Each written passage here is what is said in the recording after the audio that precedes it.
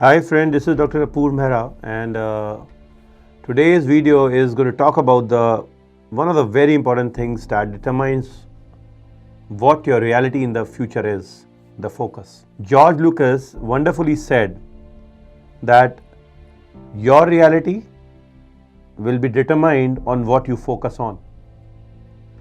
Let me take you to a small example. And a small example is if you have a dark room and you just want to have a spotlight and you want to show that room to somebody and you just switch on the spotlight. Anything that comes in the path of the spotlight will try throwing shadows on one corner of the room to the other. But if you know that there is one particular image that you want a person to see, you will put the spotlight on that image and the person would just know what to see.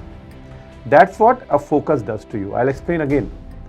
This is a story of a Zen master who wanted his students to understand the ability of focus.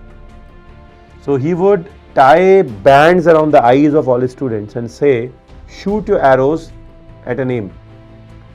And they were all seasoned strikers. They were all proper trainee students who were learning to shoot the arrows. But to the surprise, none of them shot it on the target which he wanted to. And then the Zen master went to them and asked, what do you think happened? So the student said, sir, we were not able to see where we had to shoot. And that's what the focus does to you. If you know where to shoot, then only you will attain success in anything you want to do. A human brain in a day has 50,000 to 70,000 thoughts. They're the strikes on your head. They are the distractions. Out of that, which one are relevant? They have to be filtered out. And then if you try to nurture and develop it into, then something called as focus will develop. Just imagine your mind being a muscle. And if you try to develop it, harness it, practice it, then only this muscle will develop. It can't happen overnight. An example is an athlete. They practice for decades for those seconds of glory. Each muscle of them, their body, the part which requires a training, has to develop day in, day out. And this is what focus does to your mind. You have to learn to see beyond the thing for the thing that you want the most. That's what focus does to you. There are two determinations here. Number one, how you decide what you want to do. Number two, that how you stop the things that stop you from doing it. Example, if I want to be an orthopedician, right, and I want to deliver good surgeries, my focus should be in reading about those surgeries. My focus should be to go to the live surgeries. My focus should be to try practicing with a trained surgeon and understanding what's next, the future, the technologies. Then only I will develop the skill over years to perform that surgery.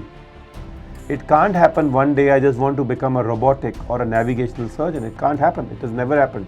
It will never happen. It didn't happen to our seniors, didn't happen to me, will not happen to you.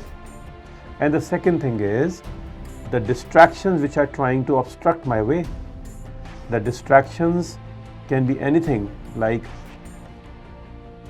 something which you don't want to do, like lack of money in the young age, like a birthday celebration or a marriage function, or it can be a negative distraction of a calamity at the house.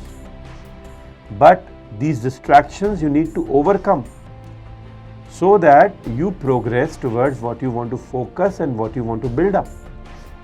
And that is why this is something which is irrespective of what is happening outside and inside. Outside forces, you limit your circle.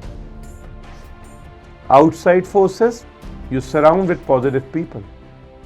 Inside forces, stop your mind having the ricocheting balls of the thoughts which can just break down the productivity. And most of the people, they are not able to win in the second half. They are not able to focus inside their mind. And there comes the journey of the achievers, because you have to focus to achieve. If you can't, then you don't. Thank you very much.